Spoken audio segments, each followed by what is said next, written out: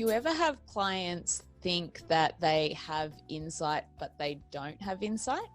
That's an interesting one. A lot of clients that I work with initially might say, "Look, Robin, I don't need to do the diagnostics. I'm pretty self-aware. I'm good on emotional intelligence." And I kind of say, I reckon anyone who says that they're good at emotional intelligence inherently isn't good. Some people say, well, I've done this and I've done this, and I'm accredited in this and this. But it's a matter of, yeah, you've been doing it for other people. You haven't had someone do 2 different diagnostics and then really focus intently on you, every single percentage and what it means and how that's manifested in your life, and how these diagnostics actually substantiate or contribute into the situation you're in. And therefore, these diagnostics also give us a bit of the answer as well. Like, what do we need to focus on? What are your strengths that we need to go back to get you the outcome that we want? What are the weaknesses that are being exposed that we need to mitigate?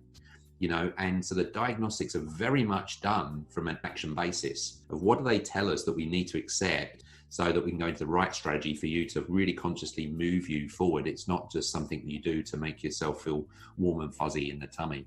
Everyone pretty much goes into that first phase of understanding to realize there was things that they just didn't see before they started working together or getting that external perspective on them. Is it so hard for us to see that ourselves? Well, I think, we've got these eyes that are always looking out. So we're always looking that way. We're not kind of inherently looking in. And then we have a perception of ourselves. Like I've got a perception of what I look like, for instance, and I can imagine what I look like. And then I look in the mirror and then I might be a bit more disappointed with what I see. And so this is the reality is we become a little bit deluded.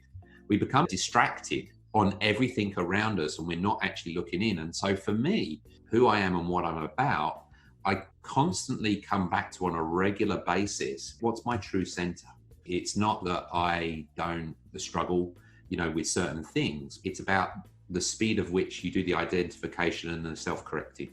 If you've got insights now that you need to get back on the wagon again, but how are you going to stay on the wagon?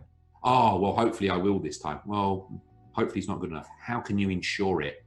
We need to lock it in so it's a non-negotiable that you've got permanent change actually happening in your life. You have to create for you, from the insights that you get, what actions does it take and how can you ensure them to make sure that you do stay on course and you're always going in the right direction. It's such an interesting way of talking about change and this concept of permanent change versus temporary change. I mean, as humans, we kind of do want to keep growing, right? And that change is such an important part of that. So if people want to find out more about the cycle of change, how do they kind of learn about that? And you've written a book. Can you share a little bit about that as well?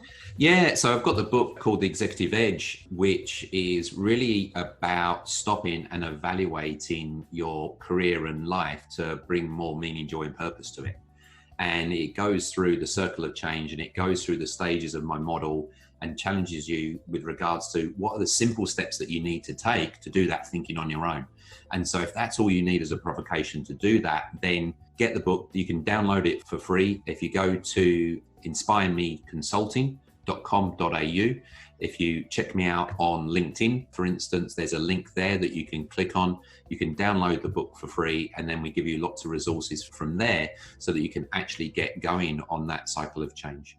Robin, thanks so much for the chat. We'll talk again soon. Perfect, thank you. If you found this video helpful, don't forget to hit the like button and subscribe. Feel free to share with friends and check out what's up next for more videos from my channel.